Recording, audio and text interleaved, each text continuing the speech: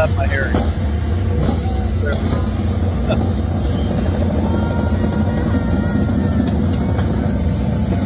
Sorry about that.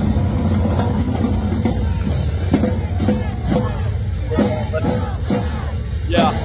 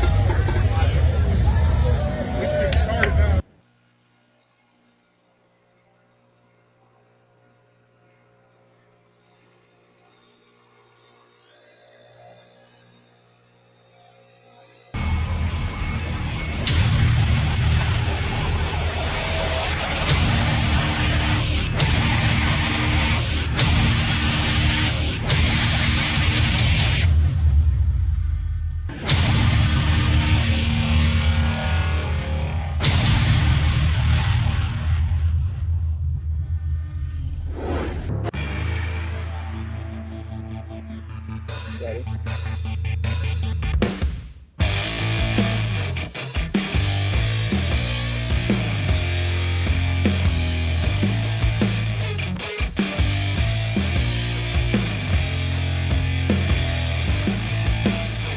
Welcome back to another edition of the Evolution of Sports Talk Television here live from Raymond James Stadium. I'm your host, Peter Blake, along with the great J.P. Peterson of the J.P. Peterson Show, and much can be said about this game. A slow, well, not necessarily slow start by your Tampa Bay Buccaneers. They fall to 6-3, but just a better team overall. Give credit to where credit is due, and I know that it's simplistic to say that, but the New England Patriots played a better brand of football. They did. And they did turn over the ball there. The Bucs did have a chance, and just the offense doesn't look in tune. Too many big plays by the defense given up, especially in the running game. Once again, we always talk about a JP. If your defense, your staple of your defense is to stop the run, this was not the tape to watch.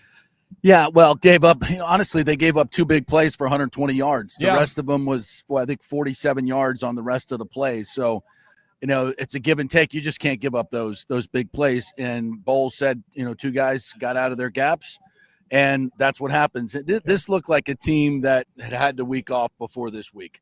They looked sluggish. They weren't on the details. Baker came into the post game and was pissed. And he said, there's too many mistakes that we were making during the week in practice that didn't get solved during the game. And he said, you got to have some pride in what you're doing. He wasn't naming names, but he was calling out a lot of people on the offense, and guys just aren't on the details. And this is typically what happens. You get to 6-2 in this league, especially with some young players. You get the week off. Yep. You kind of dial it down a little bit. You take, I don't care what you say. It just takes the focus off. You're out of the building. You're gone for a way. Todd Bowles is now 2-6 after bye weeks. 2-6, 1-3 with the Buccaneers. The only win was last year against a 3-14 Giants team. You can't come out against an 8-2 Patriots team and make these kind of mental mistakes and make these detailed mistakes and think you're going to win, because you're not. No. And that's exactly what happened today. It was a sloppy ball game. Tackling was not great. They just looked like a team that had been off and was kind of happy with where they're at. There wasn't a sense of urgency. There wasn't a sense of hunger. And I think from a tactical standpoint, I would say Vrabel and McDaniels definitely outcoached Grizzard and Bowles. I think all those things are true. Now, does this mean the sky is falling? No. All these things are fixable. This is a good Buccaneers team. Yes. They need to get healthy. They need to get Bucky Irving back. He was out here pregame running around, so he's moving well. The feet are fine. There must be some issue with his shoulder, but hopefully he will be back soon, because that game-breaking, we saw it with Travion Henderson. I mean, guy gets a step and he's gone. Yes. 22 miles an hour. That guy's fast. Bucky's that guy for us. They made the big plays as well. Down just before half, Stephon Diggs on that 4th down. Great throw by Drake May. Defense was there. Great catch, great throw. There's no defense for a perfect throw. But they made that play on 4th down. The Bucs had a 4th down here late. I asked Baker about that when he said, obviously they're expecting pressure, right? Mm-hmm. What's the answer? Well, they didn't have one. They had a 5-man pressure. Somebody didn't pick it. They got early pressure. The hot read wasn't there, and they don't execute. It's about execution. And I know a lot of people are on Twitter just killing Josh Grizzard. And I'm not saying he had the best game, but you got to execute. If guys are open, you got to hit them. And Baker said that. He said, I missed some guys, and he did on key 3rd downs. He missed Ibuka a couple times. I asked Ibuka about that, and he said, I got to be better. I got to get more separation. I got to catch the football. So they were just a tweak off, and that's what happens. And listen, the Baker MVP magic of the early weeks is gone. I mean, let's just be honest about that. Teams are hemming him in. They're spying him. They're not letting him get out. He looked like he was spry today. He didn't look injured. I know he's got that oblique, and I thought maybe that's what's causing these inaccurate throws. He said no. He said he's been able to pitch as much as he wants in practice. Right. So I guess that's not a factor, but he's missing throws that he did not miss early in the season. So, and it's not just on Baker, it's on everybody. This was a very, what I would call it, just a sloppy performance. A better team came in here. You knew it was going to be physical. They executed. You did not, and you got beat. Yeah, you got beat. We'll go out to the phone lines here. Bucs Basement, welcome to the Evolution in collaboration with the JP Peterson Show. Here comes the negativity, Here it comes, baby. Go ahead. Come on. I can't really talk, guys, because I was at the game, so it was a very screaming. But yeah, I can hear him. I can hear him. Team lost. Okay, I can hear him. Go ahead. This is a whole team loss, man. Bulls 1-4 now after the bye week. It's unacceptable. Yes. How is he supposed to be our Super Bowl winning coach if this is his record? Like, I'm sorry. It's just facts. The facts. Here's another fact, Mr. It's Jason 1-3. Light. How did it feel looking at freaking Servassier Dennis make some back-breaking, terrible-ass plays in the game, 2 of which led to touchdowns? You know, one of those 2 people that jumped in those gaps, Servassier Dennis, gave up 2 freaking touchdowns. That guy's a bum, and Jason Light, shame on you for not improving this team the way you should have. You saw, I promise you, if you would have gotten a 7th-round pick or a 5th-round pick, you probably would have been able to get someone better than Servassier Dennis. And God help this team when Levante David retires. God help this team. Yeah, they're thin. They're thin at inside linebacker. I thought definitely there was an opportunity, like you, Bucs Basement. I thought there was an opportunity to improve this team. Get your ass on the podium and be able to speak to us, you chicken shit. That's a little much. Sorry. Yeah, it's a little too much there. All right. That's all right. much. Okay, so Josh Grizzard was called some horrendous plays down the stretch, especially the 3rd and 3. I mean, 2 straight runs. We were literally going insane. Like, 2 straight passes. We're like, run the ball. You still have to kill time because you got to make sure May doesn't get the ball back and perform some kind of magic trick. That was just so stupid. It's just yeah. I thought it's very frustrating. Third and 3. You have Thanks time a lot, there. Bucs. I would agree with you. There's room for two running plays there, and Tucker was fresh. Yes. Sean Tucker he only carried the ball 9 times. I thought he was fresh. I thought he was finding holes. I run it off the left side where they had a lot of success a couple of times just to make sure you get that set of downs.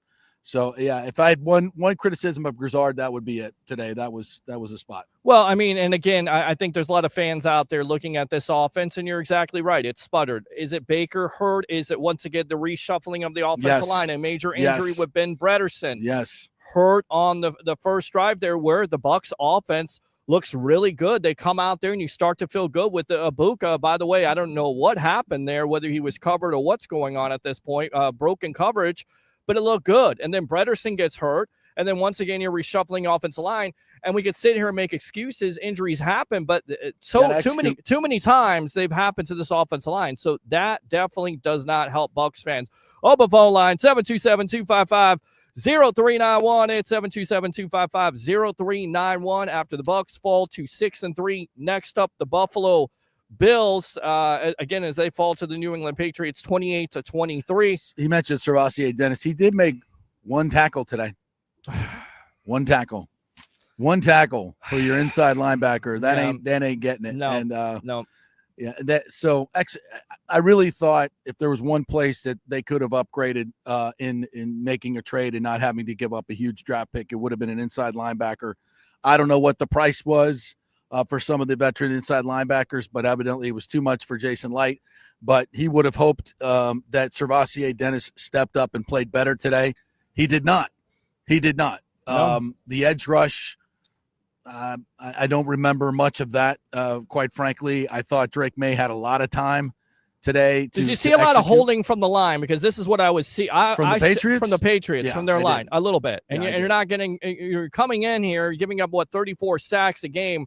So you expect more. Was there holding? There may have been. But again – I'll have to look at the tape on I did see a couple of on one of the long runs. Diaby being held. Looked like that. Right. Looks like 96 gains got held right in the right in the hole there. I thought that was a missed call. So I'll have to go back and look at the tape. But listen, I'm sure there were some holds by the Buccaneers as well. And bottom line is, they executed the key plays that they had to have, and the Bucs did not. They just looked like a team that had not was not sharp. No. And bye weeks can help you. They can help you heal up, and I certainly think it did that. You got Luke Gedeke back, but your execution is going to suffer for some teams. Some teams come off the bye week and they kick ass. Yeah. And whatever those teams are doing, I think Shanahan is one of the better ones at it off the top of my head. But whatever, I don't know what those guys do, but Todd Bowles needs to do some self-scouting on what he does in the bye week. And I don't think giving the guys the entire week off is not the way working. To go. But it's not working. The record shows it. They know more than I do. Well, there you go. Yeah, that's the JP right there. JP Peterson show here Monday through Friday, 10 a.m. to 12 noon. I'm your host, Peter Blake, here on the Sports Web. Look at the final numbers for Baker Mayfield: 28 for 43, 273, 3 touchdowns there. Bright spots, Tez Johnson with 2 touchdowns there to get him back in the game. Tell you what, we'll get back to that in a moment. Let's go out to the phone lines. Trevor, welcome to the Evolution in collaboration with the JP Peterson Show. Go. Hey, I just think it's a combination of a lot of things why we lost today. I mean, obviously the injuries. Right. Peterson getting hurt. Baker not being 100%. And I know he says that's not any excuses. I think our inside linebackers got exposed, which is why, going in, we're not talking off season, but obviously going into the off season, we'll definitely have to upgrade that position. Hell yeah. But also, I mean, you got to look at it for the Patriots. They're a well-coached football team. Yep. And in my opinion, they're the hottest team in the league right now. So when you have that combination of all that together, you know what I'm saying? I think it's just, it is what it is. One of those things, it's like, hey, sometimes you got to tip your hat off to the opposing team and just realize, hey, y'all guys just flat out kicked our ass today. Those 2 big runs we gave up was critical, man. Yeah.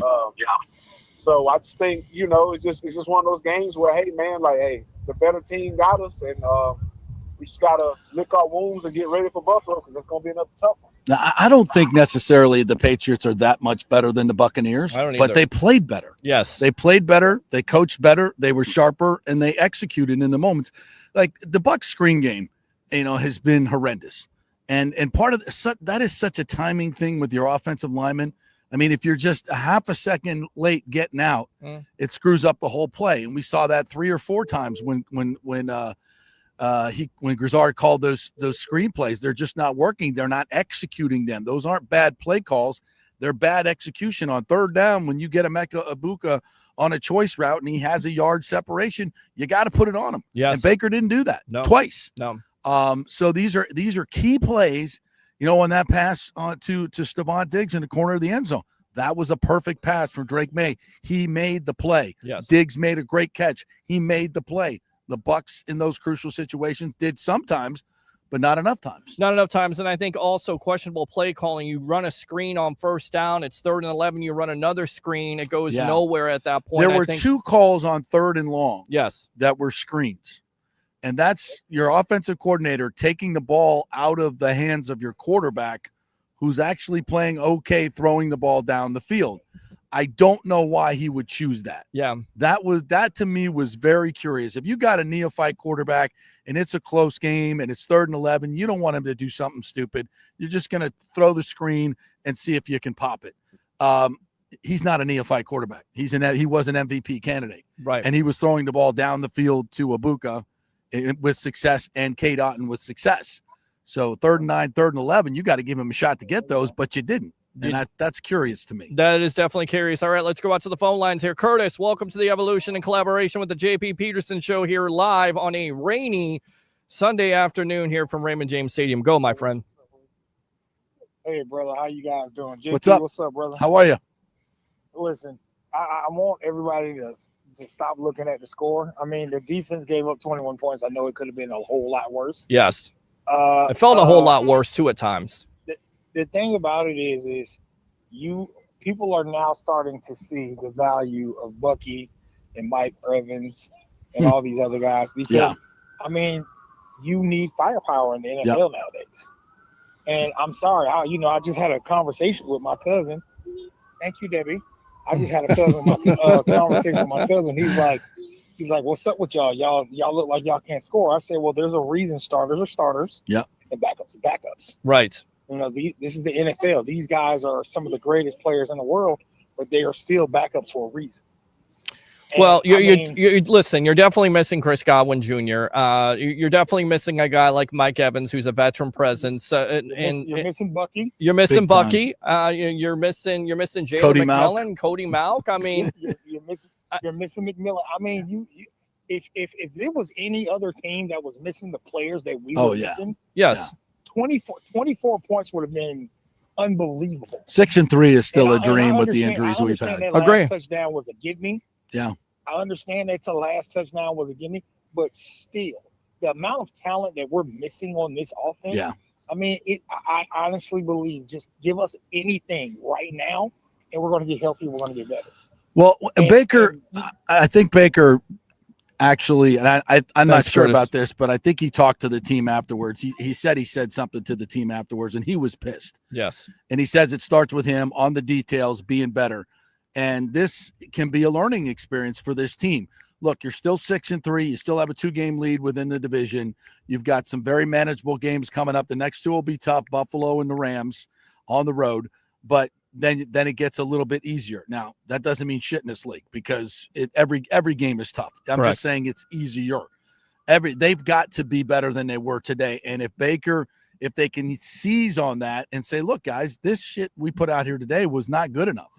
This was not good enough, and we have to be better. Every one of you have to have some pride and be better on the details. And I think that could this is where leadership comes in. So you can use this as a learning experience, and hopefully they do. Key 4th down there, I believe it's key 4th down or key 3rd down. I think it's 4th down where it's Sterling Shepard runs into the defensive player. Kate Otten's wide open. Is that the right call? No, it's a great call. Right. It's a great call. It's bad execution. That's a perfect example. I saw somebody say, oh, that was a bad call. No. The play does not say go run into the guy and stick your shoulder into him. Right. It's a crossing pattern where you're supposed to kind of graze over the defender. It's a rub route. Just graze by him, impede him a little bit, and let your other guy get open. And he took a shoulder. I know Sterling knows that. He knows this.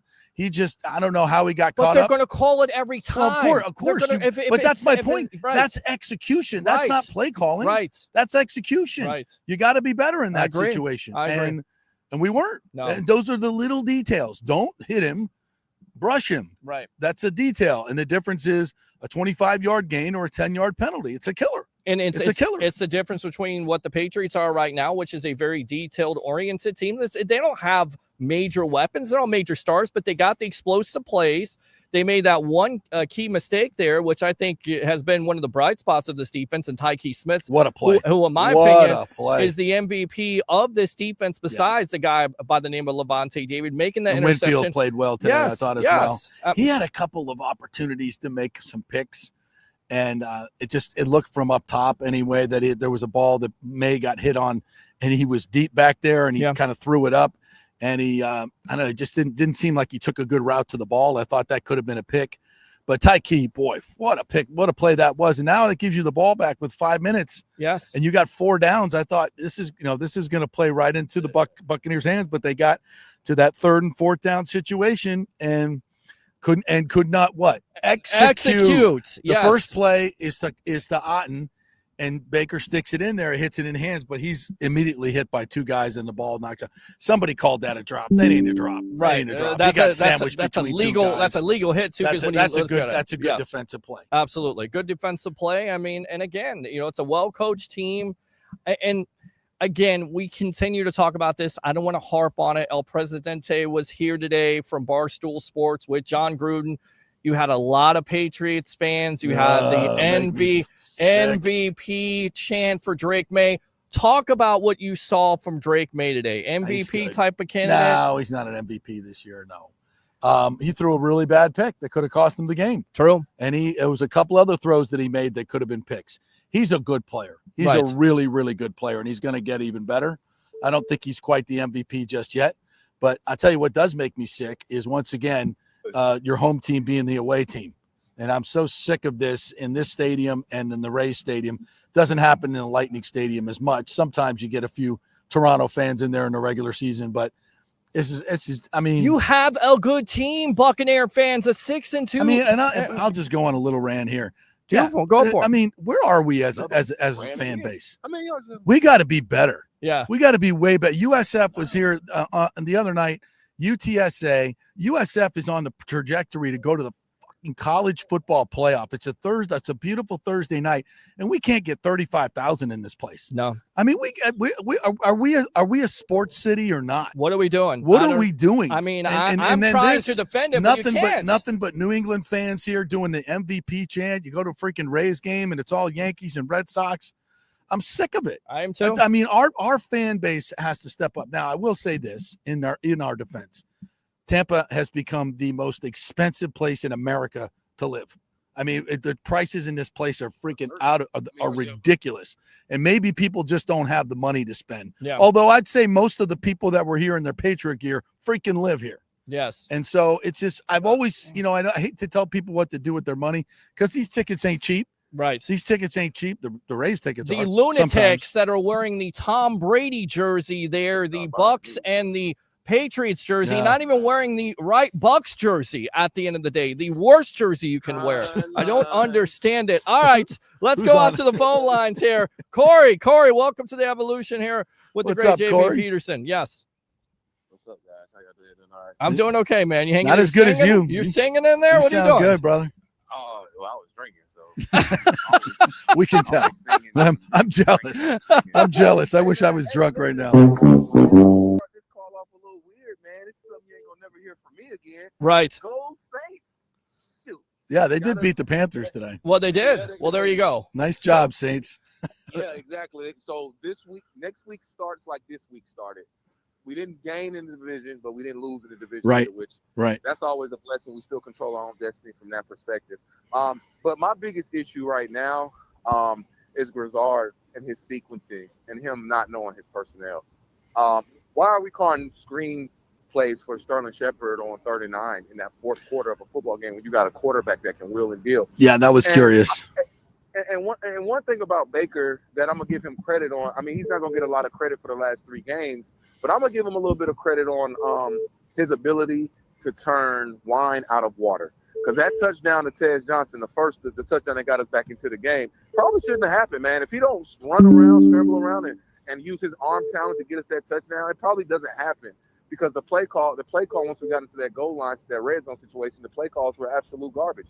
I don't want to be too hard on Grizzard because I was really hard on Canales around this time of his tenure with us when he got to about this point of the season, and then he flipped the switch, and that's how we got back into the division race. About week 10, week 11, we started playing some really good offensive football. So to be fair to Grizzard, man, he didn't get promoted to coach Charlie Heck.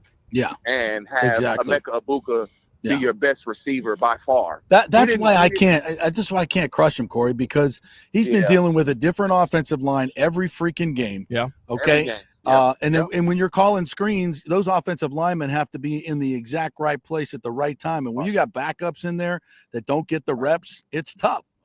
Which is a reason maybe you don't call those. But again, that's the point. Yeah, that's my point. Yeah. I think I really believe that at this point in the season, in this point in his career, we should lean and it's going to sound weird because I know he can be erratic at times, but he's mature to me. He has my trust. We should lean a little bit into what Baker is seeing, and I think they need to collaborate a little harder to allow certain situations not to happen in the game. Like, it has to be a quarterback-driven offense at this point. Well, let's face it. You got to get Bucky Irving back. I mean, it's easy, but you got to get him back because he means so much to your running game. But I agree with you on that. The sequencing, I go back to it. First down, it's a screen. Third down, it's a screen. It doesn't make lots of sense. It doesn't gain you a lot of yards. I get it. Hindsight is 20/20, but you got to do a better job with play calling. We've seen some questionable play calling, and again, that's what you're going to get from a rookie play caller. Now everybody's going to come in here like Liam Cohen and Dave Canales. I gotta say, if I'm looking at today's with this defense, though, that Grizzard's not the reason we lost today. Yeah, Grizzard is not the reason we lost today. As a team, our attention to detail lacked today. Yes, absolutely, 100%. Urgency and detail were not there, not to the level of the Patriots. No, it wasn't. All right. As a team, we didn't playing a team like New England, who's a Mike. First of all, I live in Nashville. Mike Vrabel ain't no joke. He knows what the hell he's doing. It's just I've never seen a coach tank to get out of a city, but he tanked to get out of Tennessee. It was terrible. Terrible situation. Tell me I'm wrong. Right. Tell me I'm wrong. Knows what he's doing. Yeah. No matter who's on the field, that guy knows what he's doing. So we can't come into a situation, and I got to put this on the players, man, because I'm not going to sit here and bloviate about Todd Bowles and then whoop his ass the next week. Todd Bowles is one way. He's his own man. Yeah. And I'm so sick of this fan base. Every time something bad's happened, this defense. Oh, my God. Anthony Nelson's playing zone on a wide receiver. Yeah. Excuse my language. Yeah, it's okay. I think Todd's been great this year, but I can't stand his bye week strategy when he gives the team the whole week off. Corey, thanks a lot for the call. I can't stand it. I agree. All right, I mean, get him in there for 3 days and get him in the film room. They don't have to be running around out there in pads. That's not what I'm saying. Right. But I think they need to be engaged in the system and in the schedule. Just, a week away from the building I don't think it's a great idea. No, and I know the guys that need treatment are getting treatment. I'm not saying that, but just in general, I don't like it. I don't like it. All right, let me go out to Alex here. Alex, welcome to the Evolution here live from Raymond James Stadium in collaboration with the JP Peterson Show. Go. Good evening, guys. First of all, as I always do when I call and I have you both on the same time, I appreciate what you guys do. Thank you. Monday through Friday, JP, I do watch your shows. Thanks, Monday partner. through Friday, so I appreciate your Thank you very much. Work. Just hear me out. I'm gonna kind of piggyback off the last caller. Listen, I think this was a total team loss. Sure, we can say that, but I am not a fan of the Josh Grizzard play calling. I know, JP, you just said the loss is not on him, but I strongly disagree with you, man, and I'm gonna tell you why. And then that's all I'm gonna end it with that. 3rd and 3, game on the line. At the end of the day, put the whole game behind you. You're trusting your quarterback, and I agree. Baker has showed us all year long. 6 wins with the banged up offense. I'm gonna absolutely agree with your last caller. let your quarterback call the plays, because 3rd and 3, you're telling your quarterback and you're calling a play to backdrop with that rush defense that they have 2 plays in a row, and ultimately you lost the game when at that time during that drive you had a running game that was established that was working. I disagree. I think Josh Grizzard cost us the game when it mattered at that time. Again, it was an ugly game. I think the defense played ugly. I think the offense played ugly. But time and time again, Peter himself has said, in Baker we trust. And under a minute ago, I don't understand that play calling. 3rd and 3, you run the ball. You got over. Well, listen, on 3rd and 3, left. he hit Cade Otton in the hands, and Cade was open. And the guys came in. The linebackers reacted quickly. They knocked the ball out of his hand. How is that a horrible call? I just. Guy was open. You called a play. Guy was open. Hit him in the hands. The defense made a good physical play. That's not on the play caller. Yeah. I just don't agree with the 4th and 3. I'm not sure. I asked Baker about the play, and he said it was a 5-man pressure, and he got quick pressure and didn't get a chance to get the ball up. So that's not play calling. That's execution. You got to be better against that 5-man pressure, and you got to know where it's coming from, and you got to execute the hot read and get it done. I mean, that's why play calling, I know that's always easy to say that play didn't work. Well, did it work because it was a horrible design? Or did the other team execute better? That's part of it. I think we tend to give the players way too much leeway here. You got to play. Yeah. You got to execute. Yes. The coaches can only do so much. And I get it. You're 6-2, but you got to have a better effort overall to come out of that bye week. You got to want it, right? You got to pay. And Baker was pissed. Grizzard's not missing wide open throws. Right. Grizzard's not dropping balls. Right. Grizzard's not missing blocks up front. Grizzard's not. I 1,000% agree with both of you guys. 1,000%. I thought going out of the bye that we were going to look a lot better than what we did. Well, I knew that wasn't going to happen. I mean, history tells you that Todd Bowles teams play like crap out of the bye. Yep. All right, Alex, appreciate the call, my friend. When you go up against a good team like this, and you're not prepared, it's all about the details. It's not always the big stuff. It's not always the little stuff. It's the little details that make that separate you from being a good team to a great team. That's what New England has. Third downs right there. Exactly. All right, let's go out to Corey. Corey, welcome to the Evolution in collaboration with the JP Peterson Show. Go. Hey, what's up, man? Hey, man, we got our ass whooped today, man. Yeah, we did. Yeah, you did. I don't know if it was an ass we whooping. We didn't set the edge. Every play was an outside toss, outside zone. Nobody set the edge. Nobody forced nothing back inside. I'm watching it. Every play that broke, it was outside stretch, toss. Yeah. You got to force that back inside, man. Yeah. They purposely ain't run inside. Then on the mesh play when we got the offensive pass interference, all Shepard got to do is put his hands up, man. Make it seem like you're running a route. You don't run into the man and block the man. Yeah, it's a pick play. Makes no sense because it takes that 4th down conversion off the board at that point. So that's disappointing. Yeah, it is. That's common. Because then you punt at that. It changes. They know way more than me. Well, they know way more than me. Believe that. They all do way more than us. But we're going to be critical of this team. Even though what he's talking about setting the edge, that's execution. Yes, that's execution. Yes. And when you have guys that are missing their run fits, and once again, the staple execution of your defense is to stop the run, and you've got 2 explosive plays, you don't deserve to win. I'm sorry. This score wasn't as close as it said, and I will give the Patriots credit. Exactly. I will give them. I don't know who the onside linebacker was on those 2 long runs, but I'm going to guess it was Servassier. Yeah, I'll have to go back and look at the tape. I don't know who was setting the edge. Did you see who was supposed to set the edge on those plays? Well, a lot of times they were having Whitfield to come down in the box and be the force player. Yeah, but it looked like you said a couple of times it could have been Dennis.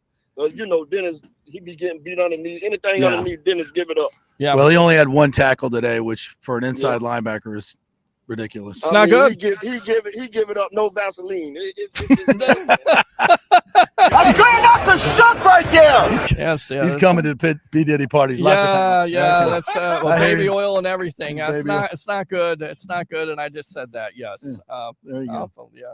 It was awful. It wasn't good. I mean, and Gerald McCoy was even talking about this on Twitter, Corey and JP, about the run fits. See, they took pride in that. Somebody continues to miss their assignments. A lot of people pointing to Savasi Dennis, a lot of people saying 90 and Logan Hall. Yeah, as could he's be. in there. Could be. I don't know, but if those players continue to do the same thing over and over again, you're going to have to make some changes. Well, and clearly it's something that Josh McDaniels saw on tape that the Bucs were vulnerable in, and that's great coaching. Right. Yeah, that's great coaching. Yep. That's what it's all about. They didn't even try to. They didn't try to run any kind of inside zone trap power. Nothing. Everything was outside. Yeah. Stretch, Well, if I was running the ball against, why would you run into Vita Vea? That's just stupid. Right. Get the ball outside. Absolutely, 100%. Yep. All right, and we also seen Benjamin Morrison get beat up today, a guy that really gave up that big play that gets him back in the game. A lot of people criticizing Todd Bowles for putting him in instead of Jamel Dean, who's the number one quarter according to Pro Football Focus. But this is what the Bucs have done. Well, they don't want to pay. They don't want to pay Dean. That's why they playing. Well, they got away with not paying him this year. He took the pay cut, but he's and bet on himself. And you know what? He's going to come up with a lot of money. I don't know. Will the Bucs try and come back and pay it? I don't know. But clearly their idea is to have Benjamin Morrison take over. Look, Todd addressed that after the game, and it's a hard one. Honestly, he said we've been rotating him in all year long. He's made some plays, but he's given up some, and he just gave up a play there. Do you go away from, what your strategy is, and has been all year long? Yeah, well, no, your idea is to develop these players, and that didn't work that time. No, it did not work. Not. You put your trust in him, and he burned you. Right, and everybody getting on this OC, man, get a man a break, man. The man playing with, he ain't playing with a full deck. That's true. That's true. All right, Corey, appreciate you mean that the in call. the nice way, yes, Corey, right? Yes, he ain't playing with a full not upstairs, but the players. All right, good stuff, Corey. Appreciate the call. Use that second one. Let's go out to the phone lines. What's your name? Where are you calling from? You're on the Evolution live here from Raymond James Stadium. I'm your host, Peter Blake, along with the great JP Peterson. Go ahead. What's up, guys? It's James from Tennessee. What's up? James. What's James. up, Not a big time Todd Bowles fan. I see some of the comments. Go ahead.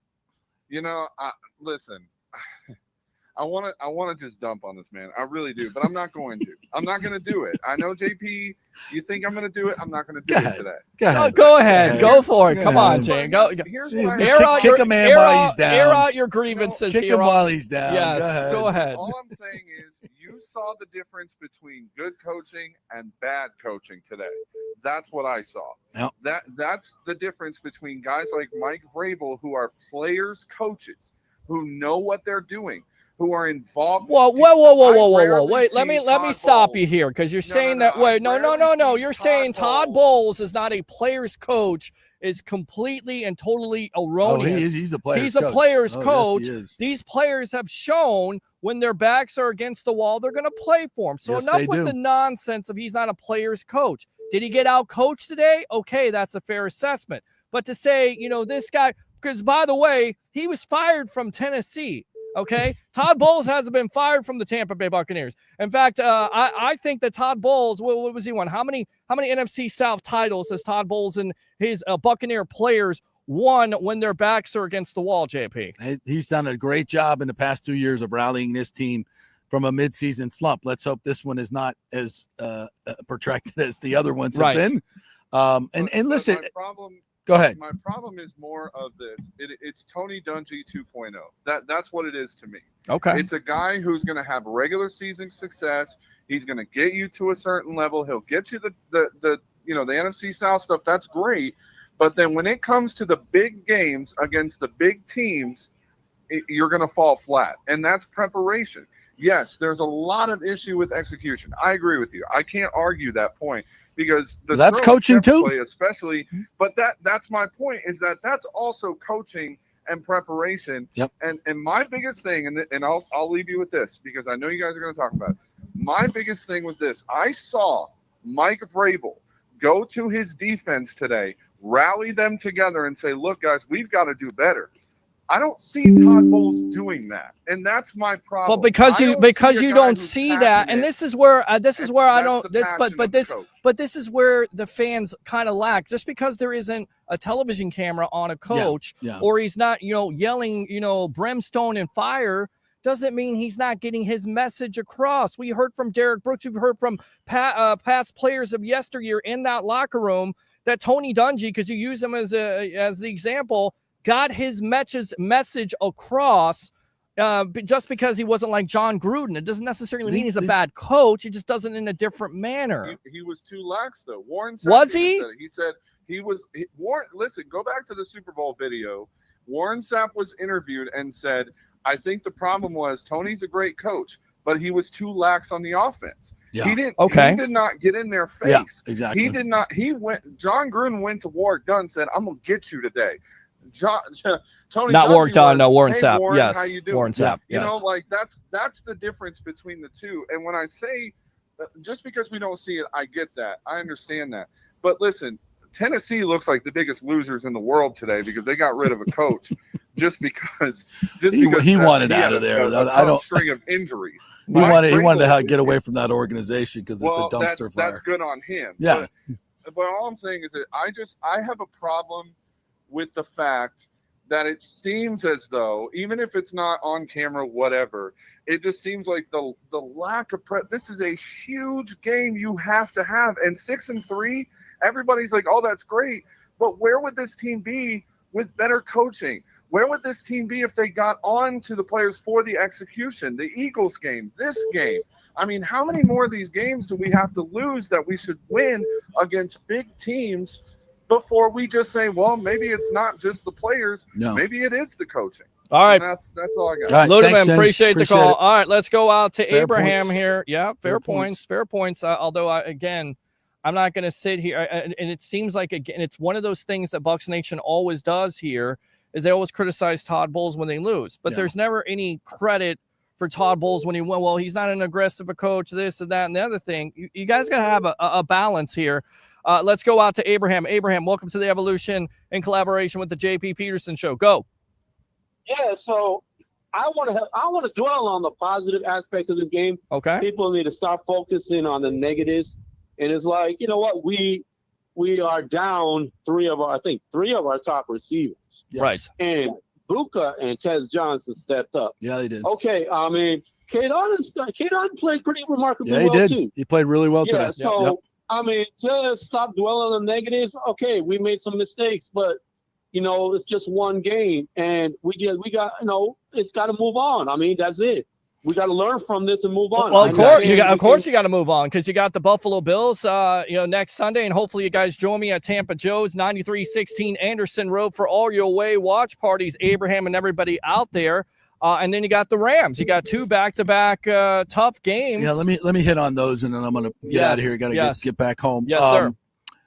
Listen, so this is just to the caller's point, James Ludeman's point. Okay, next two games, you're going up against good football teams and good coaches on both sides. Okay, Buffalo and at the Rams, two really, really good coaches. Sean McVay obviously has had his way with the Bucs. And so this is a challenge. And everything we just talked about in terms of coaching, Grizzard, Bowles versus well, you got Josh Allen next week. And they didn't play well versus Miami last check. I think Vrabel, they had it today. McDermott, yeah. No question about it. Next week you got McDermott, then you got Sean McVay. These are two really good teams, and they're well coached. Let's see what the Bucs come up with. Okay. Let's see if they can tighten it up and win one of these games, if not both of them. Execute well, come out with some fire, with some emotion, and win these games. And if not, if this is another mid-season slump, we got to ask questions. Why can't we beat the good team? Then we go on a run against some of the bottom dwellers and win another NFC South by a game, go into the playoffs and lose in the first round. That's not going to be good enough. No. That is not going to be good enough. So we can bitch and moan about Todd Bowles all we want. This is what happens. He's going to get some of these players back. Bucky's coming back. Hopefully Godwin will come back. I'm not sure about that. We lost another offensive guard today in Bredesen, and he went out early with a hamstring, which means it's not minor. So they're going to have to mix and match again. But all teams are dealing with injuries.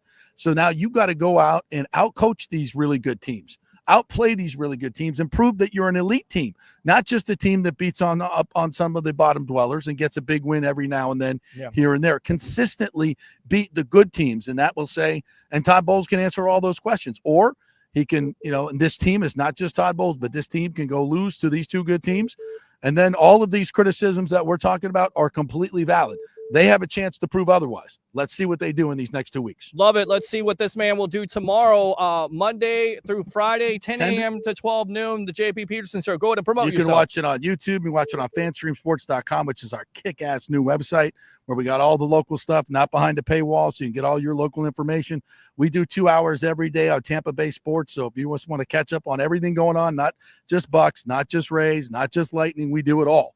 College football, everything. So we cover it all, 2 hours each and every day. We're the only 2-hour podcast doing that in Tampa Bay. So jump on in and listen to us. Please like and subscribe. Yes. And same thing with Pete. Thank you. Appreciate you, sir, as always. You're the best, brother. Thank you. So are you, man. Great stuff there. JP Peterson here live from Raymond James Stadium. I got you. Just put that on the ground there, and that's all right. That's how it goes here. The equipment as we get ready to change, and I'll go to the one shot here. We'll go out to the phone lines here. We'll see how it goes because right now it looks like we could have some rain in the area. As I move this a little bit closer so we can get this a little bit closer here. Stand by.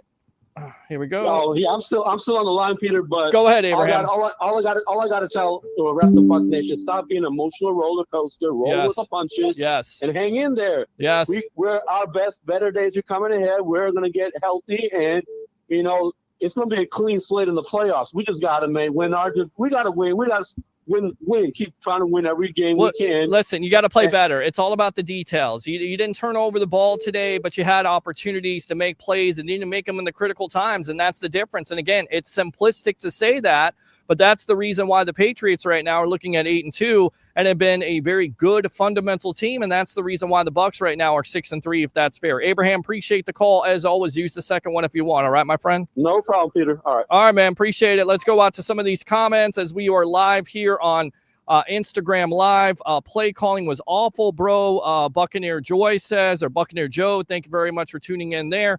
Need a playmaker like Bucky back? You definitely need a playmaker like Bucky. I mean, again, Rachaad White, nice player, but is he Bucky Irving? No, he's not. There's a reason why Bucky Irving is your starter in the first place. There's a reason why this offense and the running game has suffered without Irving, because you don't have him. You don't have that explosive nature. You can't get him out in space. Let's go out to Jim Sutton here. Damn it, Jim, what the hell is the matter with you? Jim, welcome to the evolution of Sports Talk Television. Turn your phone down here live from Raymond James Stadium. You're good, man. Go ahead. Can you hear me now? I can hear you now. Go ahead.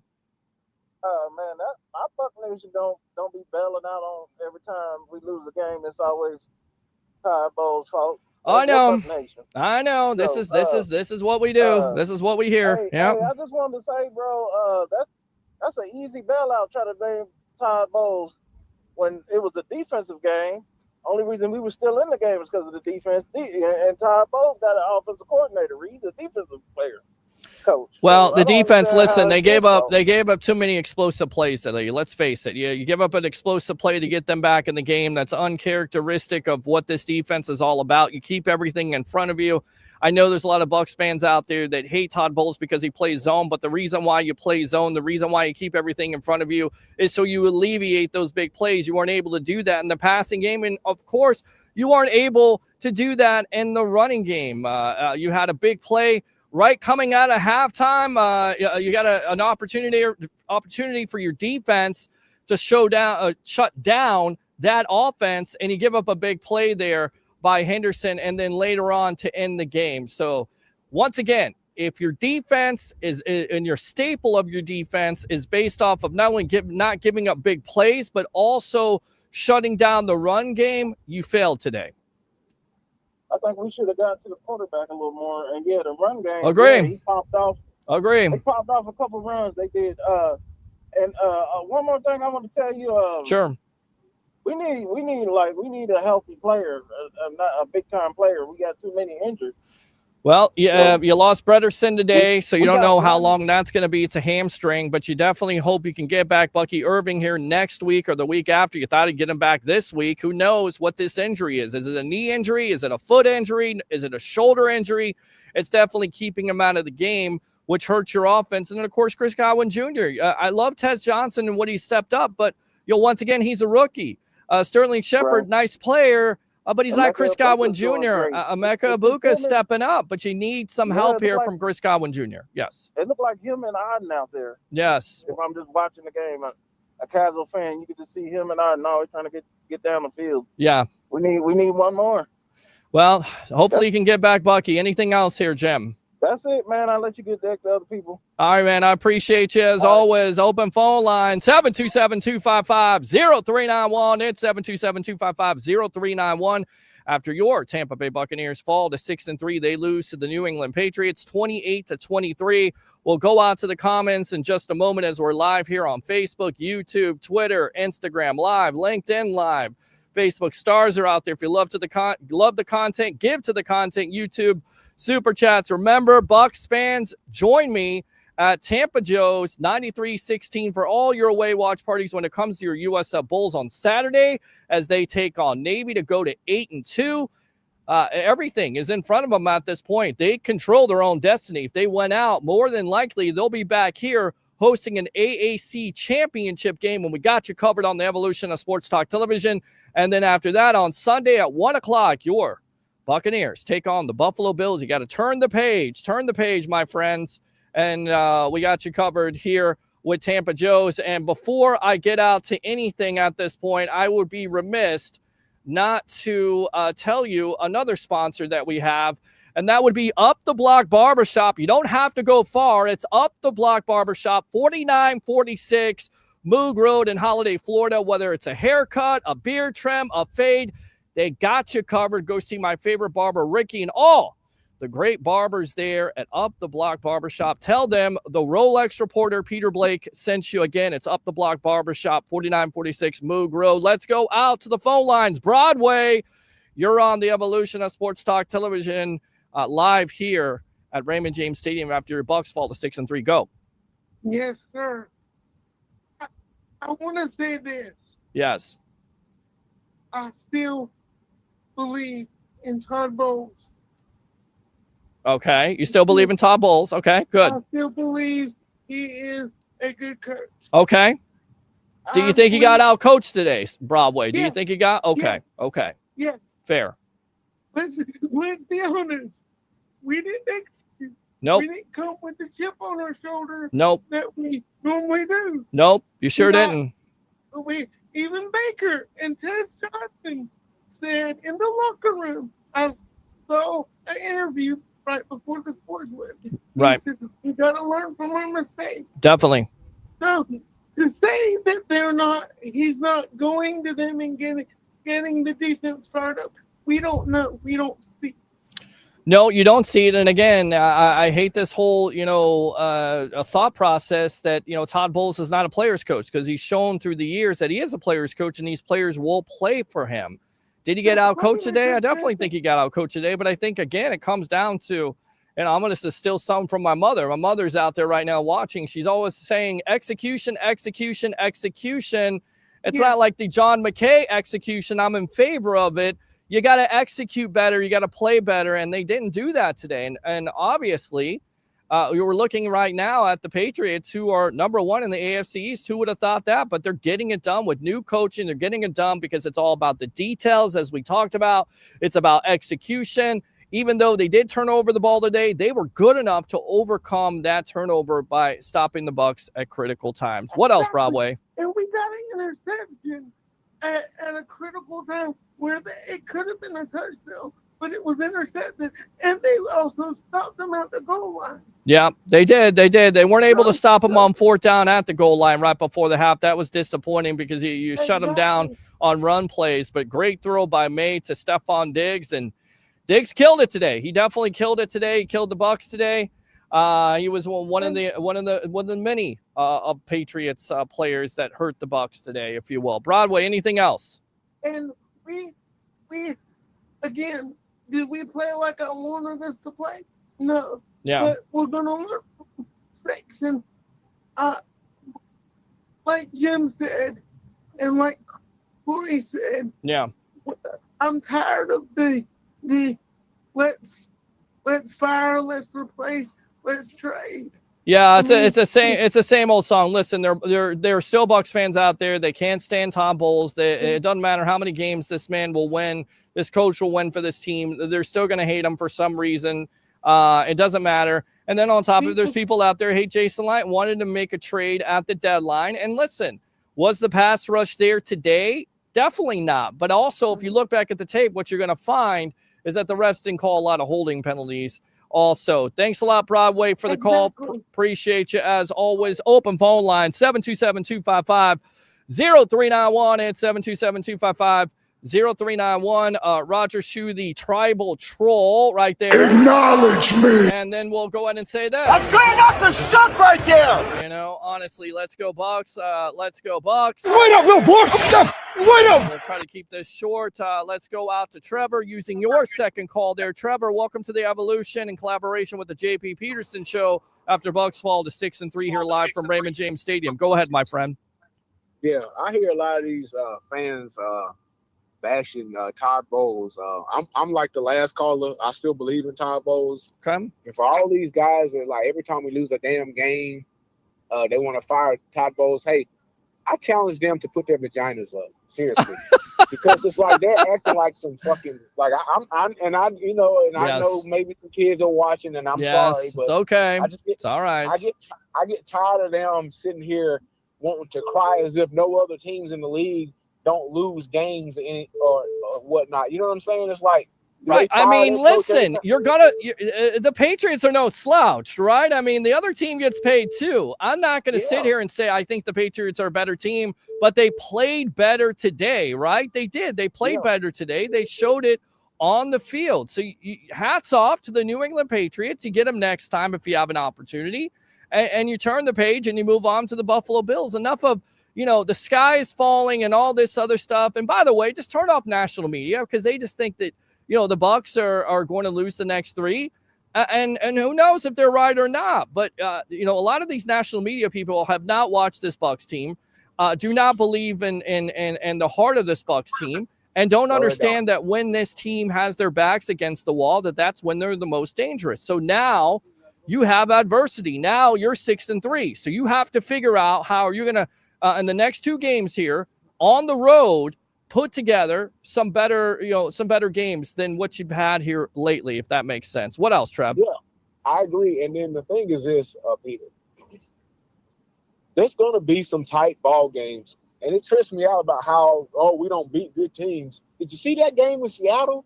I mean, this whole thing about they don't beat good teams. They've been beating good teams all year long. They beat the Seattle Seahawks on the road. They beat the Atlanta Falcons on the road. They beat the Houston Texans on the road on primetime football. Enough of the nonsense of saying they don't beat good teams. Just because they're not the teams you want them to beat, just because they're not 17-0 or 15-2, ridiculous record. By the way, the Buffalo Bills, did they not lose today to the Miami Dolphins? Did they not lose?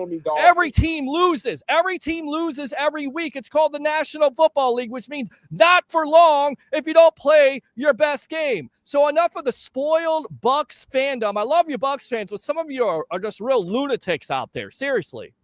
Absolutely. And I'm probably leading the charge here. And here's the thing, Peter. You know what? I don't blame you. But here's the thing, though.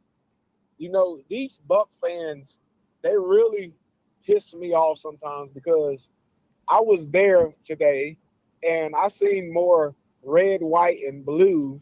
You would think it was the inauguration. Well, listen, it was Veterans Day, but it didn't necessarily mean that Patriots fans had to show up. I don't know when enough is enough. When Bucs fans just say we're not selling, and I don't know if the Bucs fans are selling their tickets. These could be people that are Bucs fans.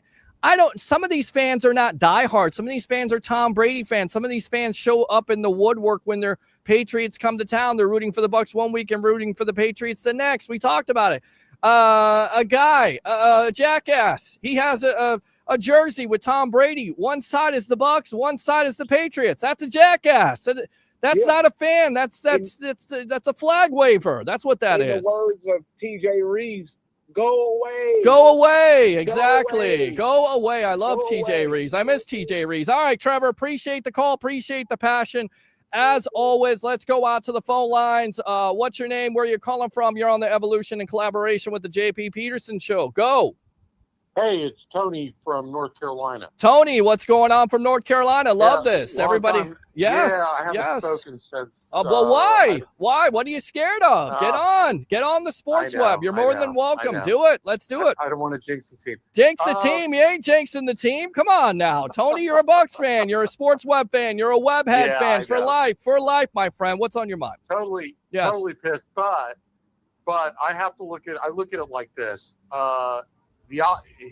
Baker's options are limited. Okay, his number one receiver is Ibuka. Okay, he's got Kate Otten as a number. Johnson and Otten is 2 and 3. Tez Johnson, Sterling Shepard. Yeah, I mean, they're Sterling down. Shepard. Yeah. Not a lot. Cam not a lot Johnson. of- Yeah, I mean, a lot of Johnsons there, and not enough. Cameron or whatever. Yes. Yeah. So there's not. He doesn't have full arsenal, obviously of and it shows. I can see it. I totally can see it. I do think he made some questionable decisions in the pocket. He had, I don't remember what play it was, but I saw I don't remember. I think it was in the third quarter. There was the whole side of the field was open. Yep. He could have run it. Yep. I don't know what. Do you remember that play? I do remember that play. I saw it, and I think, I don't know. I think it's the injury. I think he's not. I don't necessarily think he wants to run. He's got an oblique injury. That's what it is. He says it's not affected him, but you have to feel like in some ways that Baker would take off. Maybe he didn't see it, but usually when Baker has an open field, he's going to take off and do it. And the last couple of games here, ever since he got banged up versus the Lions on Monday Night Football, he's been a different quarterback. And again, the reshuffling of the offensive line doesn't help. I know it sounds like all excuses, but these are things that play a part in what your offense is doing. And when you're depending on, Baker Mayfield to make plays in the fourth quarter or make plays on scrambles and he's banged up, I don't necessarily think he wants to take that chance if that's and you got to get guys to step up. There were plays today to be made.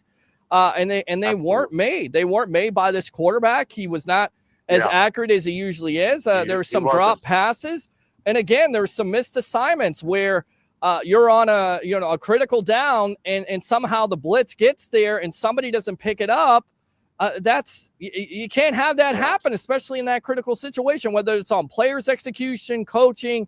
At the end of the day, it's not going to work. It's not winning football, and you got to turn it around, and you got to turn it around quick. And I was talking to somebody. I'm over in Orlando. I'm down in Florida for a week, and I'm talking to somebody who's a Bucs fan in the parking lot of a store. And I said, "What do you think of the game?" And the guy's like, the first thing he said was, "Got to get rid of Bowles. Got to get rid of Bowles needs to go." This is the go-to. So I don't know. I just don't get it. I honestly don't get it. I think it's seeing Vrabel on the sideline there. It's seeing John Gruden throughout the years. You get this misconceived idea just because somebody's getting chewed out or because they're showing emotion that they're a better coach, and it's just not correct. It's not. And Todd Bowles and his players have shown that through the years when, again, they've had their backs against the wall. They've been able to respond. So let's give them credit to where credit is due. I get it. Maybe Todd Bowles isn't the fire and brimstone coach that you want to yell and scream you see on the side. But his message does get across. After bye weeks, it was not good today. This was not a good after bye weeks. Even after the first drive, because you feel good about them scoring quick on that first drive. He's like, okay, here we go. Here's the offense. And then after that, really not able to do nothing, whether that was an adjustment by New England's defense, whether that's, failed execution, not making plays on third down, not being able to convert, play calling, whatever it is, you're not getting it done. Has it hurt because you have injuries to Bucky Irving? Yes, of course. He's one of your biggest playmakers. Of course it hurts not having a Bucky Irving in your running game. Absolutely. Go ahead. What else? But the one thing I don't get, though, is 2 out of 3 games they've given up big runs. Yes. And that's not something they've done in the past. And I don't know who's to blame for that. And I don't know if it's like one player or it's a scheme thing. I don't think it's a scheme thing, but is it a player making, not doing what he needs to do in his assignment. I don't know, but it's 2 out of 3 games in the last 3 weeks? No, 4 weeks. Well, you're going to have Detroit the next two games here. You got the Buffalo Bills on the road, 1 o'clock show here, and then we'll be live at Tampa Bay. They got to win 1 out of the next 2. You do. That's crucial. I don't care who it's against, but they got to win 1 out of the next 2, and yeah, I think they're good. I think they're good too. All right, man. Appreciate it. Don't be a stranger, please. Calling from North Carolina. Don't be scared of those Panther fans. They suck today. I heard. Did they lose today? Did the Panthers lose today? Because I didn't get a chance to see it. That's good. Yeah. See, there you go. All right, man. Appreciate the call. Take Yep. care. Thank you very much. I mean, Bucs fans, don't be scared. This is for you. This is what we do it for. You know, we were a little bit late today because we thought it was going to rain. It was raining, a little sun shower, so we got on a little bit later, but thank you for being patient here, of course. Open phone lines, as always, unless they want to kick us out. 727-255-0391 and 727-255-0391. So we'll read these comments. Tribal Troll in the house. Go Bears, 6-3. Defense gave up too many deep plays. Agree with you on that, Christopher Cole. This is a disappointing loss. Eric, we should have won this ball game. Baker played like an MVP. Joe, defense was lacking. Bear down. NFL. Frank, we are definitely missing a closer on third down, a big receiver like Mike Evans to stretch the field. You should have made at least a couple trades. Again, guys are just not going to – you're not giving up second or third round picks. That's not what this team does. And then furthermore, it takes 2 to tango. So we don't know if the Bucs were talking to the Miami Dolphins or Jalen Waddle. We don't know what the Bucs were doing, but they're not going to give up premium picks. They've shown the reason why they're not going to do that. Alex, using your second call, welcome to the Evolution after the Bucs. Disappointing loss to the Patriots, 28-23 here live from Raymond James Stadium. Go, my friend. Yeah, I kind of wanted to just piggyback off what I was saying earlier with JP. I kind of like when he calls, I'm in a hurry when he's on the show with you. But yeah, man, the only thing I wish is, again, I understand the game was ugly. Not every game is going to be, pretty and whatnot. But at the end of the day, I'm going to ask you on the sports web on a Sunday night. Yes. On a loss of a day, how many times have you told me and told everyone on the sports web that just trust Baker and let him get the W? I agree. And that's not what happened today. That's not what happened. The play calling was atrocious, and I stand by that. I understand what y'all are saying, and I get your points. I don't agree with the play calling on that last drive. I don't think the play calling was atrocious. I think there were some moments on that last questionable, drive, very questionable calls today. I don't think everybody's saying it's atrocious. Like using these, these general statements or broad brush statements to, it wasn't smart. Is that better? I mean, I think it's questionable. I think that's the word we're looking for. Questionable. I think there were questionable calls. I can use today. that. It's very questionable. I mean, I understand he's dealing with, less right now, but the running game was working on that drive. At the end of the day, you had over 110 yards of rushing throughout against a top rush defense, in my opinion. It worked. And you were 3rd and 3, game on the line, and not only just that drive. Yeah. That's where the Bucs struggle. You need 3 yards. You need to if we need 10 yards, we're doing the dumb things.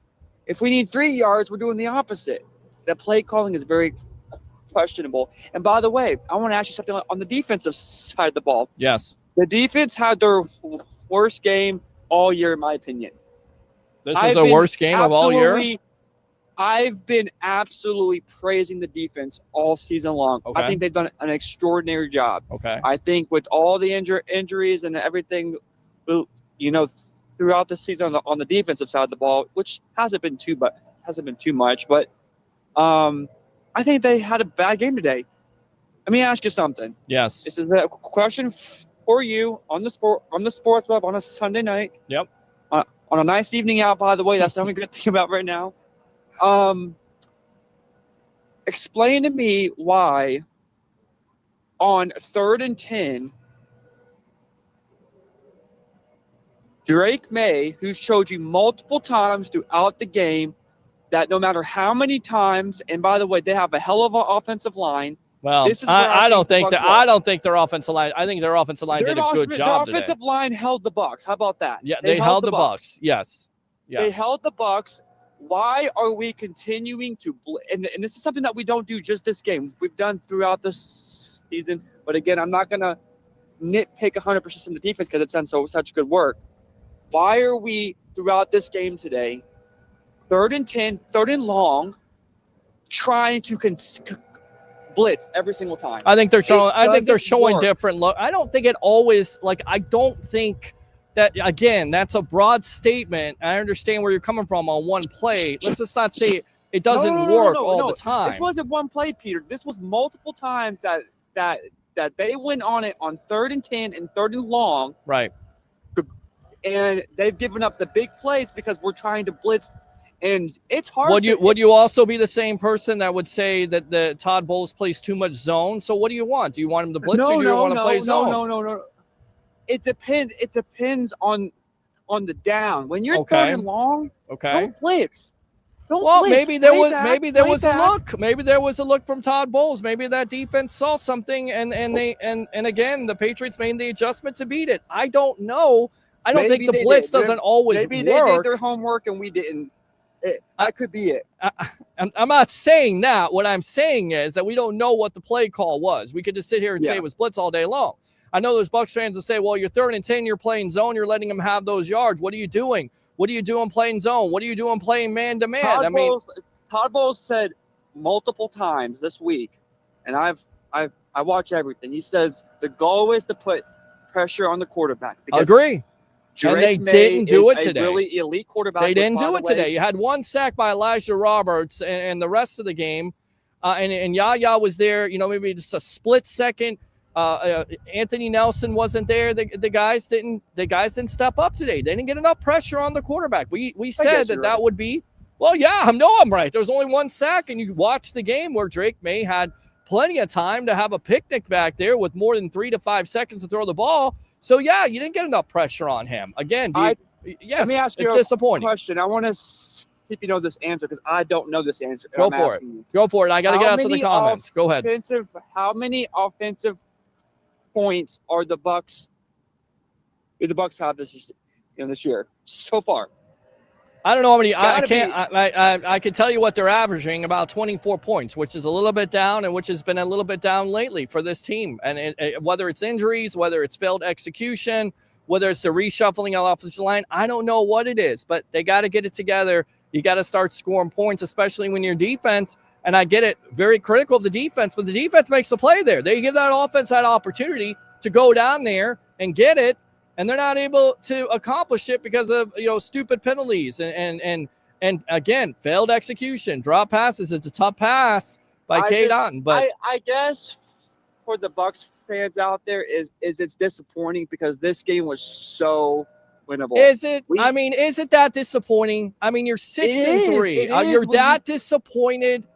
Honestly, put it in perspective. You're that disappointed from this game. The Patriots are 7-2 now. They're 8-2. Is that disappointing? Did they play that poorly today? Look at it. Look at it from the perspective of how many missed players you have offensively. I wanted to see the Bucs out of the bye I get week that. I get that. But not every team is going to, and not every game is going to be a blowout, Alex. Not every game is going to be dominated by the Bucs. I agree. All right. But Good when stuff. it came down to it, with the game on the line, the play calling was atrocious, and multiple fans agree with that. I know you don't because you look at it as a professional standpoint, but as a fan, I think better word is questionable. I don't think it's atrocious. I think atrocious is like they didn't have any success at all. They had no yards on the ground today. They had no success. Last question. You got to get out of here because I got to read these comments. Last question. Go for it. Explain this to me, and then we'll talk about this on the Sports Club this week. If you're 3rd and 3 and 4th and 3, you've already asked this. I just don't agree with playing a backdrop play. Why are we backdrop passing, knowing their defense is the way it is? I don't know. I can't answer that question, Alex. Appreciate the call. Up a phone line 727-255-0391 and 727-255-0391. Tim, New England was the better team today. Agree with that. I was kidding. Baker's not MVP caliber, missing 15 throws, force-feeding receivers, being an 8-year vet is crazy. Listen, he didn't have his best game, and he definitely was trying to force-feed Ibuka today, throwing, multiple times in coverage. Thanks a lot for the smart-ass comment. Appreciate it, as always, for tuning in. Boy Wonder, 1913. Hey, Peter and JP, that game was painful to watch with the way the defense giving up those explosive plays. Also, not making a move at the trade deadline. Going to bite us in the ass because yikes. Let's go out to Abraham here using your second call. Go ahead, my friend. Yeah, so I don't want to be Mr. Negative like Alex was. No offense, Alex, but I mean, we got to look. I understand, but I know we gave us two big running plays. That's an area that need. I think they brought up Nick Jackson up from the practice squad. We need some fresh legs in the linebacking room because I mean Levante is great, but he's getting up there, and Servassier, he's young, but pass cover, he looked a lot better. So he's missing tackles, and I think he's missing his run fits too. And I think that's what Gerald McCoy was talking about. And it's one or two players. I don't know if it's Servassier, but it certainly seems like, from what I've seen, what we've seen from some of the games this year, that he's missing tackles and he may be missing some run fits. So we'll see what Todd Bowles and this defense and the kind of adjustments they have, and maybe there's some players benched at this point because, again, you're giving up two explosive plays in the run game. You can't do that. You're giving up an explosive play there in the passing game. You can't do that because, again, it leads to big-time points, and basically at that point it is academic after that second long run from the Patriots. Because I think they moved up Nick Jackson from the practice squad for a reason. Well, so maybe. Yeah, because he was on their active roster. Because there's no excuse for giving those two big run plays. Okay, that was a nail in the coffin right there. Yep. Those two explosive run plays. Yep. And I mean, I understand the running game. It's just Rashad White is not. I'm sorry. I was big on Rashad White, but we need Bucky back, and I think probably next year we need another running back. I think to me, I'd like to see more of Sean Tucker, and I think you saw that today. Whenever you got the opportunity to run the ball. You saw him 9 carries for 53 yards, Rashad White 10 carries for 38 yards. So, you had over, I believe if you do the math there, you had over 100 yards of rushing. But again, you're talking about White as a featured back. I just don't think he's that guy. No, don't. He's a better receiver and he's a better pass blocker. Agree. But as a featured back, no. I think we need another running back probably. I mean, because I'm sorry, when Bucky gets hurt, we're screwed. Yes. Because we're limited, and we should not be limited because we were deep in receiver. Even with the injuries we got, unfortunately, we're still hanging in there. I mean, Tez Johnson is stepping his game up, man. He's stepping up. Made some big plays today. Another touchdown flip, and had a touchdown at the end of the game. I get it; it's a garbage touchdown to a lot of people, but gives that kid confidence. Maybe gives that offense confidence. But we heard Baker Mayfield coming into the press conference was pissed off because, the details are not there for this team. The details got to get there. The execution's got to get better, especially if you're going to beat a team like Buffalo, who, by the way, did they lose to Miami? Is that a final score? Because the last time I checked. So Buffalo, that Detroit came off a loss and they kicked our ass. So I don't expect Buffalo to let us off easy. So I just hope that we play better against Buffalo. Got to play better. I got a tough challenge there in Josh Allen as a quarterback. Besides that, James Cook maybe, and that's about it. Yeah, so Servassier, I think, you're right. Servassier is missing some. I don't know what's going on, but he's better of a blitzer, and then as a, pass coverage is iffy. I just think we need somebody. Tackling's not good. Legs. Tackling's not good. It's not good. Fresh legs in the linebacker core because people say get a linebacker. Yeah, it's like where are you going to get out from the sky? We already have Nick Jackson. We moved up. Hopefully, let's see what he's got. Right. And Bredesen injury. Okay, Bredesen, but we got what's his name, Jordan and Klein at left guard. But it's unfortunate, but we got the next man up. It's unfortunate these injuries happen, but it's happened all this year. It's been snake bitten. This offensive line, this whole team has been snake bitten by injuries. Abraham, appreciate the call as always, my friend. All right. All right. Good stuff. All right, let's go out to the comments here from these guys. Everybody giving up Peter. Yeah, I hear it. This guy rules. Rick says, what does Braswell bring? I have no idea. It was a team loss, really. Chris Cole, BS OPI call and Shepard. Well, it's not a good call. I mean, it's not good for him. It is the correct call because he's running into the receiver. It's just not good. That first caller was awesome. Vrabel over Todd. Winning coaches breed winning teams. Ed, I think they should have worked on fundamentals during the bye week. Todd Bowles is awful. Need a good coach. Defense gave up way too much. Offense played scared, period. It's 100% coaching, not being prepared. Joe, I think making the players take extra time off hurt them as well. Bucs defense was absolute trash today. Other than the pick, they made no plays. Bro, we are 6-3. It's not the end of the coach. It's fault. The players have to play better, I guess he's saying. Why did Chase McLaughlin keep kicking the ball in the end zone, giving New England the ball at the 35 every time? I'm done with the special teams coach. Special teams is an afterthought.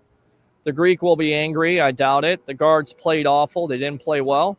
Baker wouldn't throw the ball down the field. He wouldn't run it. He also stared down Ibuka the whole game. Again, is that going back to the injury? He says no, according to JP Peterson, but maybe that's a part of it. Maybe it's the oblique injury. Maybe it's having an effect. I don't know. But the offense isn't the same.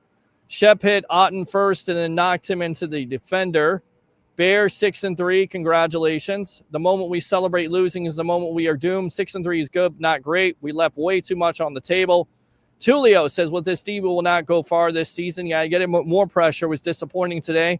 Stop hating. I'm not hating. I gave you credit. I know you're a Patriots fan. I don't care. You stop hating.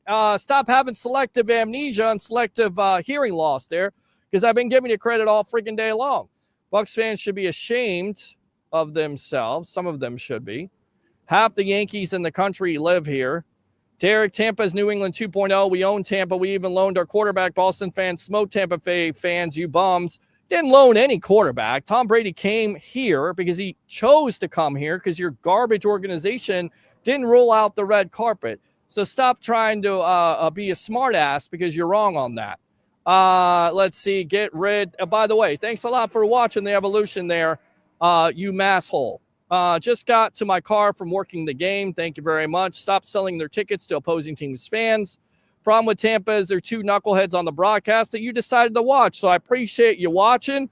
As always, like and subscribe to the Sports Web on YouTube. Friend me on Facebook at Peter H. Blake. We love the broadcast there. Let's hope the Magic beat Boston tonight. We'll see. Sun Devil Dave, I think injuries are hard to overcome against better teams. We need Evans, Godwin, and Irving back. You're not going to get back Evans. You may get back Godwin Jr., and you may get back, hopefully you get back Bucky Irving. Okay, I get it, Roger. Bear down, bear this down. I'm going up the suck right there. That's what you bear down on. Curtis, go ahead. Trolls so are pissing me off today. I am so sick of these fake Bucs fans. How many times do we have to put emphasis? Do you understand the level of how terrible a team would be if their offense had the injuries we had? Exactly. I mean, we focused on it the whole time, but again, Bucs fans forget that. They forget it. The Bengals lost Joe Burrow. And yes. They lost their quarterback. Just one player. Yes. And look how terrible they are. Right. Exactly. Like, are you serious right now? Yes. And as soon as you lose one game, the world is coming to an end. Agreed. I'm sorry. It's not like we lost to the Saints. It's not like we lost to the Jets. We lost the three losses that we have are three legitimate teams. Yeah. They're not bullshit teams. Excuse my French. I'm pissed. Well, that's all right. French is okay on this show, obviously. So it's I'm sorry. And I don't mean to disrespect anybody, but you guys are idiots. What are you watching? What are you watching? I mean, again, I think there's expectations there. I understand because if this team was fully healthy, and we were 9-1 right now, we wouldn't hear any of this crap. We wouldn't hear it. Well, you would still hear something because you were 9-1. You lost that one game, so it's the end of the world. Jesus Christ! All the time, man. I hear it. I hear it all the time. Oh my God! You calling for Todd Bowles' job? What are you supposed to do? I don't know. I really don't know at this point. I mean, again, is it a tough loss? Yeah, it's a tough loss. We've had the most shuffled offensive line in the league. Yes. Okay, we went from Jameis Winston to Tom Brady to Baker, and I'm sorry. Let me tell you this: Baker, where has his mistakes come this year? Well, he hasn't had a lot of mistakes. How many interceptions does he have? What is it, two or three? 2 interceptions coming into it? 2 interceptions and maybe he had 3 touchdowns a day. Was it 16 and 2? I guess you guys are missing Winston. They want perfection. They want perfection. They want a new coach. They want a new defense. They want defensive players. I blame this on Madden. I blame this on fantasy football. I blame this on defensive players. Yes. Get out of here. Are you serious? Yes. Agree. Completely agree, my friend. Completely Peter, agree. I love you, brother. Love you too, brother. I'm here. I'm here to hear it all. I'm here for all the smoke, even from you New England Patriot fans tuning in here, calling me a jackass. I love it. All right. Anything else, Curtis? No, that's it, brother. Appreciate you. Yeah, man, we're good. Looks like the weather held up. Thanks a lot to the great Dennis Phillips there.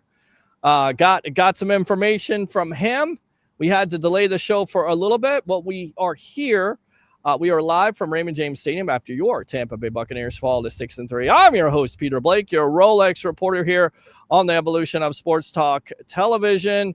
Let's read these comments. We'll go back to the phone lines in just a moment. Wirfs is getting beat a lot lately. That he is. I see that. Myself, play calls isn't the thing. It's execution. The issue today, I think.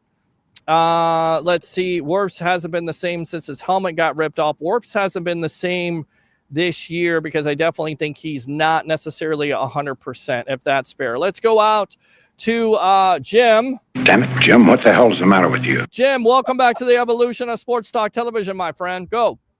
I'm glad our diehard fans is on my side. People are calling to the sports web every damn week.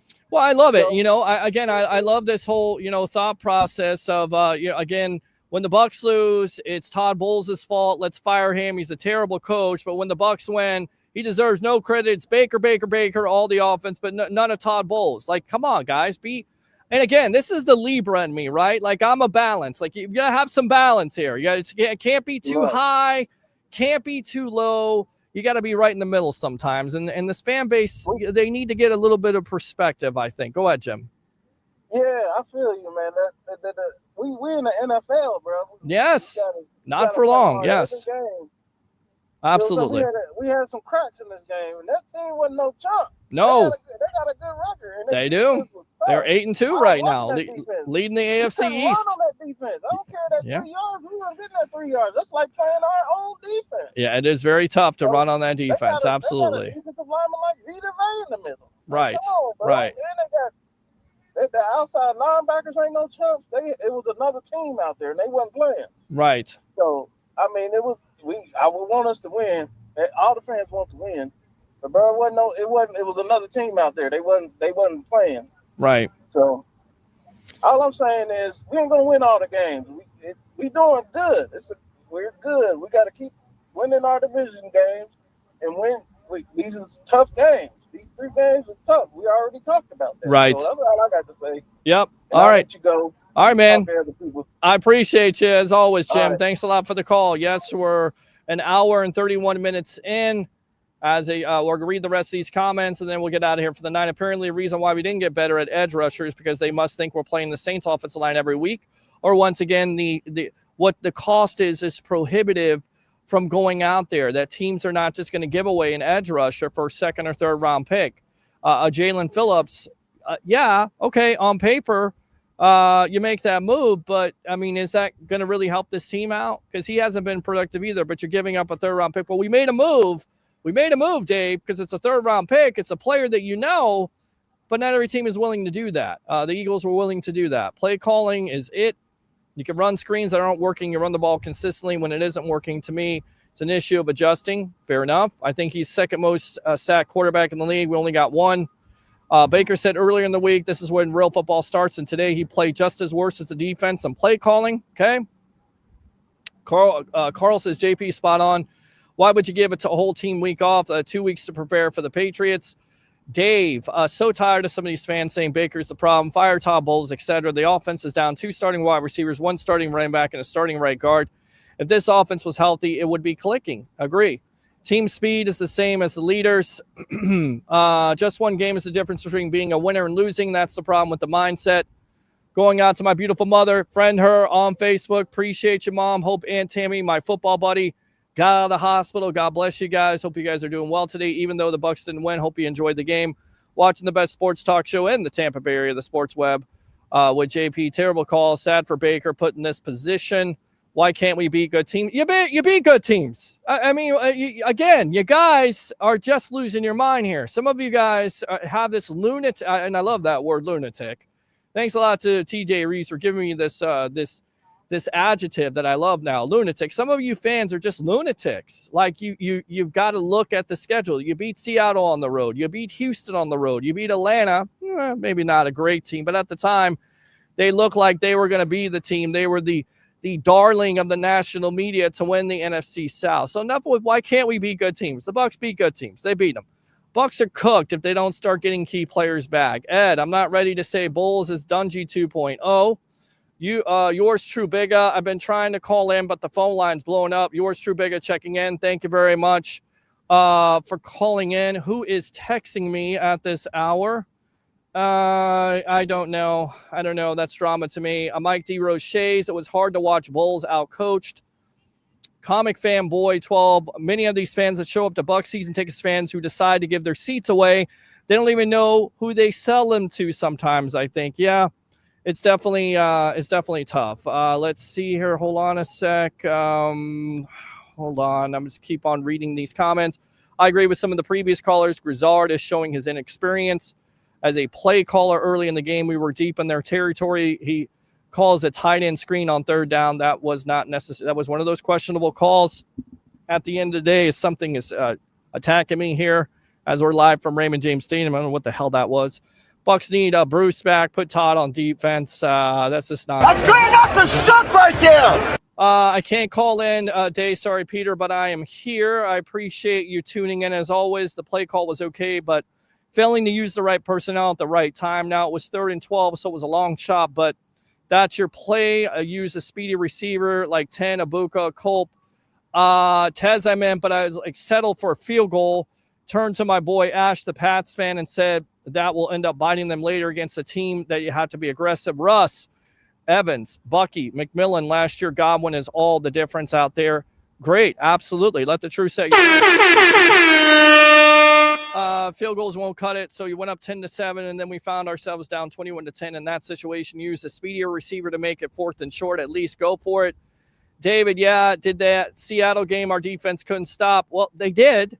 Levante David had an interception. I get it was a back-and-forth game, but they did have a stop because they gave the offense short field.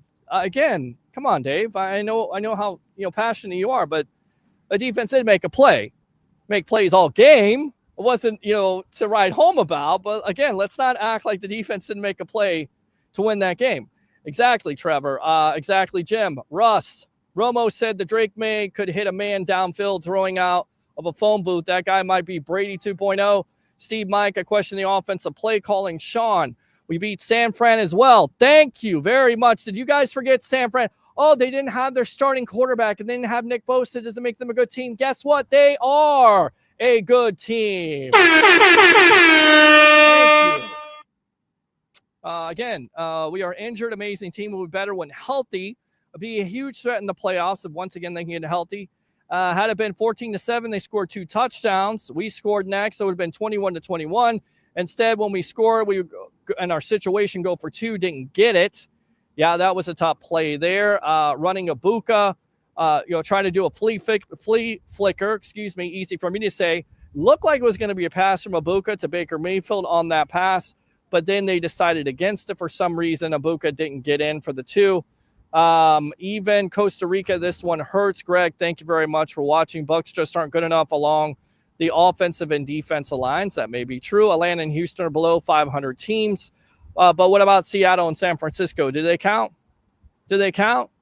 I'm just wondering, do they count at this point? Okay. I'm in New York, Tony, and I'm a Bucs fan.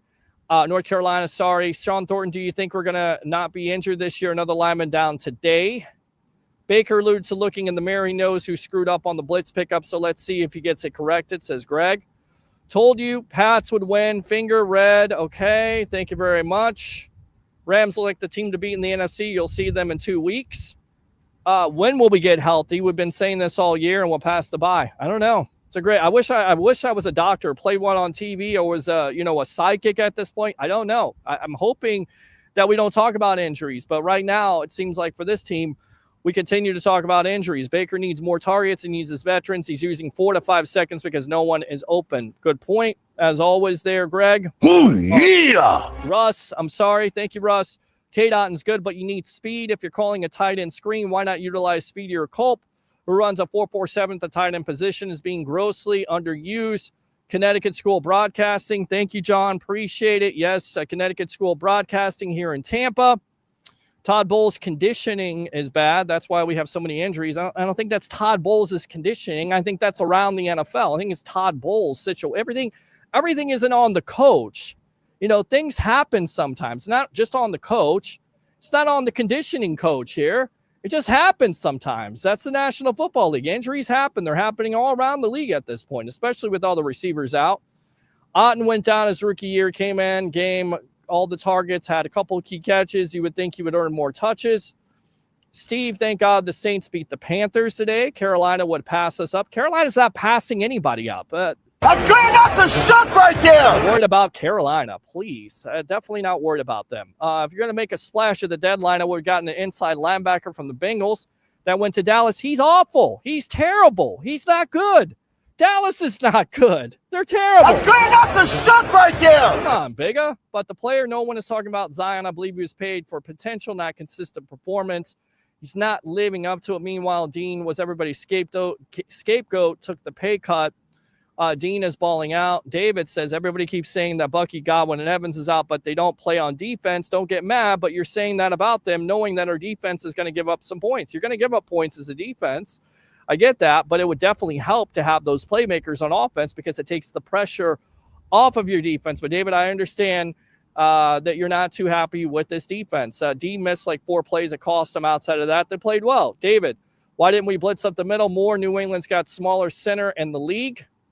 Elijah Roberts is going to be good. He's been good. We said he was going to be good. 3 months ago when he had it on the sports web, 5th round pick at SMU, I told you he was going to be good. Go back to the tape on that. Oh, yeah. Washed up Diggs hurt us today. David says, all I'm saying is we played man-to-man 4 plays in a row, then went for it on the next series when we're back to zone, went right down the field for a touchdown, just saying. Okay, fair point. I don't think it was our worst game for the defense. I disagree. Alex, yours true Vegas 6-3 could easily be the start of another midseason slide. We could be 6-5 in a couple weeks, having to face a dangerous Carolina team twice. And you know what? This team has responded in the past. They will respond again.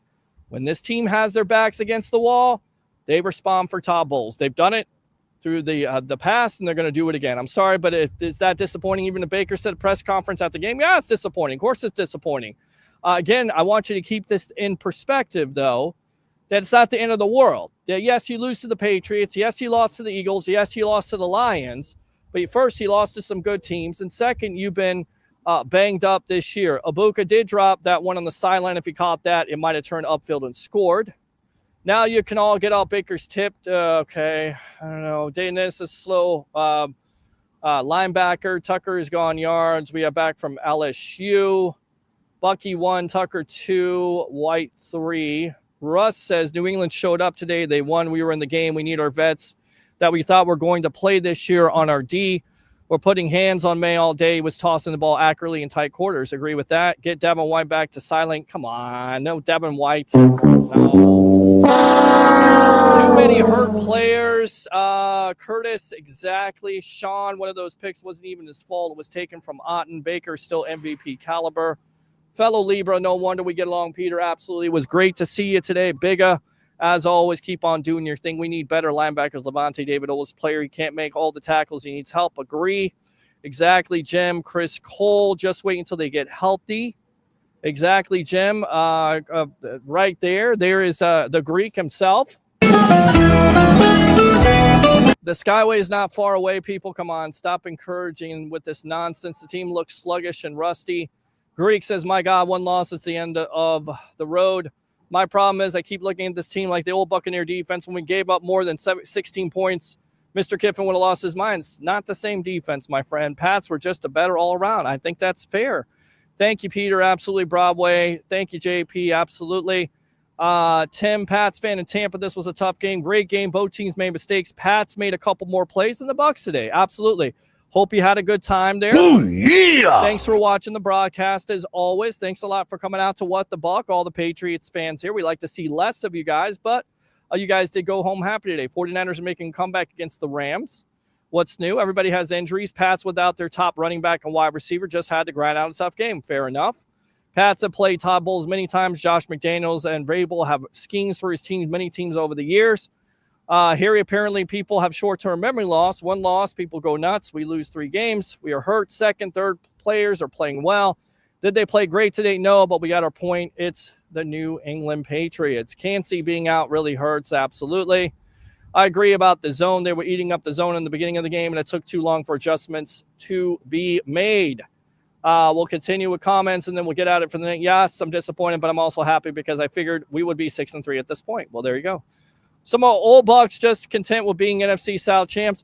Listen, I don't think anybody's content with just being the NFC South champs. It's not a bad thing. You definitely got to get better, and we'll see what they can do. To expect to win every game by a blowout is unrealistic. And some of you Bucs fans don't know what it is to be a Bucs fan because they haven't been a Bucs fan for a long time. Some of you guys are not even diehards. Some of you just joined when Tom Brady came here. Hate to say it, but that's the reality of the situation. Let's see here. Are you actually on the field? Yes, I am on the field. Todd Bowles is the only good coach for his bad teams post Brady. Sad to see. And Steve, get us Devin White back better than Dennis. Am I wrong? You're wrong because Devin White is not coming through that door. All right, guys, we'll wrap it up right there. Bucs lose to the New England Patriots, 28-23 to fall to 6-3. Next up, the Buffalo Bills. We'll see ya on Monday night at 9 o'clock. And remember, Tampa Joe's 93-16 Anderson Road. Come out there, Bucs fans. Support the evolution of sports talk television and away watch party for all the webheads, for all the Tampa Bay sports fans. For the great JP Peterson of the JP Peterson Show, I'm your host, Peter Blake. 3 things. Bring your passion. Bring your excitement. Just don't bring any nonsense. I'm your host, Peter Blake, your Rolex reporter. What time is it? It's my time. And for fans of the sports web and the Tampa Bay sports fan, it's your time. We'll see you next time on the evolution of sports talk television. And as we always say on this show, go Bucs.